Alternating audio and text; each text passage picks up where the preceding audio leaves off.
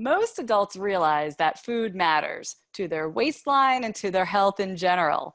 As a health coach, I talk to women constantly about the quality of their food, ethical concerns, environmental concerns, and individual intolerances and sensitivities. It's complicated. So how can we talk to kids about food without freaking them out?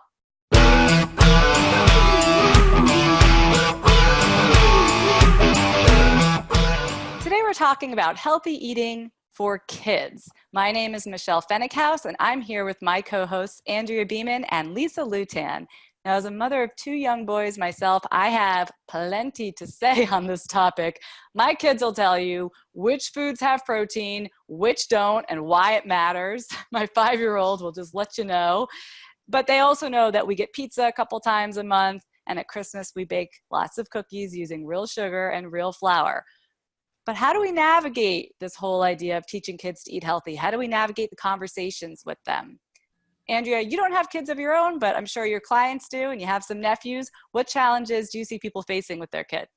Well, first, I just realized I don't have any kids. Can you imagine? That's why I'm so happy and healthy. Oh, get out of here. I actually really love kids. And like you said, I have 6 nephews. I love all of them. Some a little more than others, but they're totally cool. So I have my own personal experience with kids. And when my nephews were younger, they used to come and visit me at my apartment. And they would open up, because they're always hungry. Kids, you know, you guys are moms. They're always hungry for something. They open up their refrigerator, they'd look in and they go, "Aunt Fanny, you don't have any food in your house. We're going to starve." You know, like they would always be like mortified that there was no food. And I'd look in the refrigerator and it's 3 shelves stacked with food. But their perception of food was different than my perception of food. So they were expecting packages and things in little boxes and containers and stuff like that. But my food in the refrigerator was real whole food that you actually needed to process. And they weren't used to seeing that. So I actually taught them how to cook food from scratch. I would give them paring knives and cutting boards, and they would chop up the ingredients, and then we put it all in the pot and cook it, and they loved it. So my job personally as the wise elder when they were growing up was to give them the skills and an understanding of food so that they could use that for the rest of their lives. And today, now this is years later, almost 2 decades later for most of them, my nephews love to cook. They look forward to getting into the kitchen and creating recipes. They love watching cooking shows and trying out new things. They have no fear of the kitchen at all, no fear of food. And it's really nice to see that, because I also see so many kids that grow up and they don't even know the basics of cooking. They are foreigners in the kitchen. And Pablo and I even shot a couple of fun videos with my nephews about 10 years ago. In one, we were foraging for wild blackberries in Long Island, and then we went back to the kitchen and we made a wild blackberry cobbler, and they loved it. And you could see it in their faces. They just, you know, they love doing all the creative stuff, and it was a lot of fun. And you could watch that video on my website. We could put it in the notes. But my clients, on the other hand, I always let them know when they're dealing with their kids that they have to take their power back as the adult. They're the leaders. They're guiding these little humans to make the best choices for the sake of their health and their ultimate survival, not the other way around, right? The picky eater, oh, my kid won't eat this, the kid won't eat that. No, right? The picky eater, guess what happens to the picky eater? They usually grow up sickly, weak, in and out in the world before we became civilized. Oh, you... Picky eater would be like the food for the lions. Right? So you have to keep in mind that no society ever did children get to make the rules about what to eat. It was always the parents, except, of course, in the book, The Lord of the Flies. You guys remember Lord of the Flies? Yeah. That didn't turn out very well. I love that you're saying this, Andrea. That's exactly right. Kids make the rules in way too many situations. And that is the biggest problem in these families that can't figure out what to have for dinner because the kids are too picky. Yes, thank you. You're welcome, sister. And I don't even have kids. Hey, my pediatrician never had any kids, and he knew everything there ever was to know. So it doesn't matter. Is it my turn? Can I talk? Well, so when my clients come and say, "Will you talk to my kids?" I say, "No way, but I'll talk to you because they're watching you." And if you're not modeling good behavior, it's not going to make a difference anyway. So personally, if I had to go back and do it all over again, I would have done things so differently because I just didn't know anything then. I was working in tech all the time. I didn't know how to cook anything. And the only thing I could make was literally like Annie's mac and cheese from a box, you know? But as I got healthier and I learned more, I did better. And so all you moms out there, like, don't sweat it. Like, do the best you can. And as you learn, you will do better. And as I got healthier, I started modeling healthy eating and offering healthy treats in addition to the regular stuff. And it's funny, my kids' friends would come over and they weren't really all that thrilled in the beginning. Like, what is this hummus and what is this stuff? But as they got older and they were teenagers, they loved coming to our house because they were all trying to eat healthy. And we always had, you know, the foods that they were hoping their moms would buy. So it worked out really well. Now, my kids now are 27, 24, and about to be 21. And I'm really happy to report they know what it means to be a healthy eater.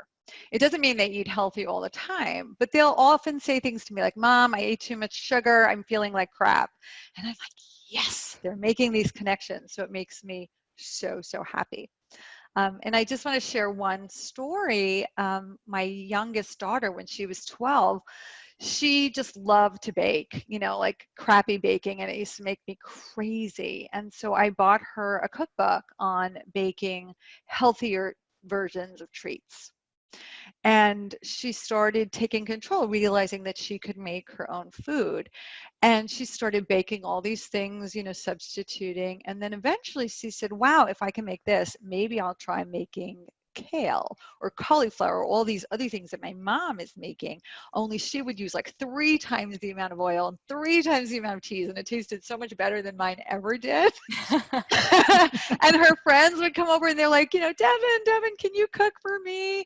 And Devin ended up being this amazing cook. And when she comes home now, I'm like, will you cook for me? Because now she knows by trial and error how to cook really healthy, delicious food. And so the bottom line is, you know, the kids are watching you. You have to model that healthy food is yummy and delicious. It's not like eat your broccoli. It's like eat your broccoli. It's so good. And because they are watching us all the time, even now. I have to try that at the dinner table. Eat your broccoli. Yeah. Eat it. It But so usually many comes out. people, they're like, you know, eat your broccoli so you get dessert. And like they don't recognize that they're classifying these things as punishment versus reward. Yeah, no, absolutely. We don't do the dessert thing for that very reason. I don't want to position one food as the bad guy and one food as the good guy. That's a whole other topic.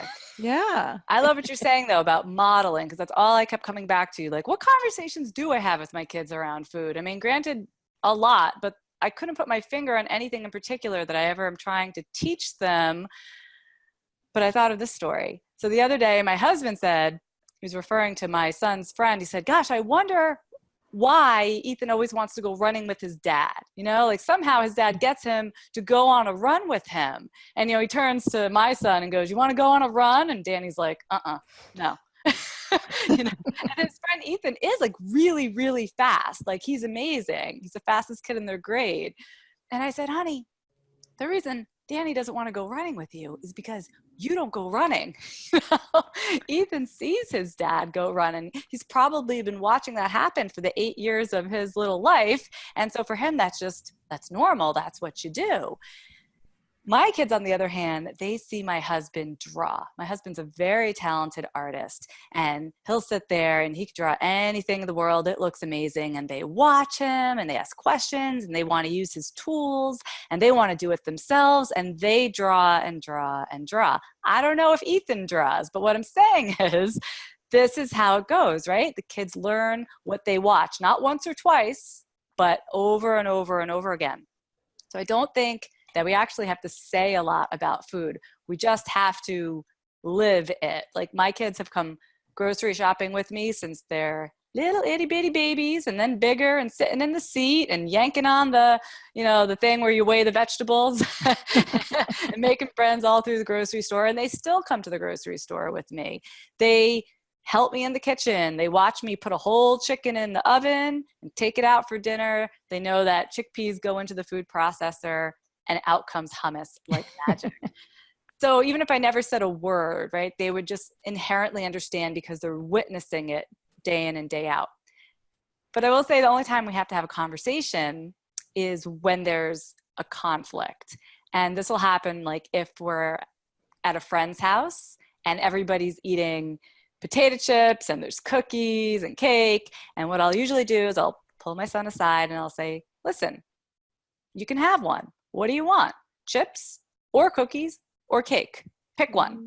Hard. Wow. Yeah. And it's tough. You know, I could say, no, you can't have any of that junk, which is kind of what I secretly want to say, but I want to empower him to make a decision and understand, yeah, there are limits. We have to practice moderation.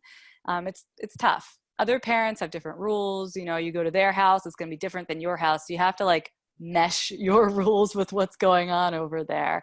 But that is how we start talking about not just doing what everyone else is doing, moderation, just that concept of moderating yourself, sugar, how it makes you feel, and, you know, making the choices that are going to serve you best. And the other thing we do, this is kind of fun. We've been doing this recently around the dinner table at night. I'll be like, all right, who won today? How many fruits and vegetables did you have? And we'll count up how many different fruits and vegetables we had throughout the day. The goal is 8. Right? Sometimes we make it and sometimes we don't, but it turns into a little contest to see who has the most, you know, and sometimes I'm the one that loses because I'm so concerned about packing their lunches really well and giving them a great breakfast and everything. And then I realize all day, you know, what did I eat? But often, you know, we're doing this contest and my little guy will just cram like a mushroom or something he doesn't usually want to eat and he puts it in his mouth just so that he can win the game. But it only works because I'm eating vegetables too, my husband's eating them too, and it's just part of what's normal. And that's the key. Oh, that's awesome. I love the little competition at your house. I do too. That's so smart. I love it. Do it tonight. See if you can get up to 8. Okay, so if you have kids and you don't know what to tell them about food, have them watch us here on The Healthy View and we'll set those little suckers straight. I want to thank you for joining us today. We don't want you to miss any of these fabulous episodes of The Healthy View. So please find us and subscribe on iTunes. And while you're over there, leave us a written review. We love hearing from you. You can also watch us on YouTube and Facebook and just about everywhere else. And if you're watching us on YouTube and like what you see, give us a thumbs up and leave us a comment. We're also happy to send you a quick note to let you know when we release a new episode. You can sign up for our mailing list at healthyviewshow.com. Okay, everybody. We'll see you next time.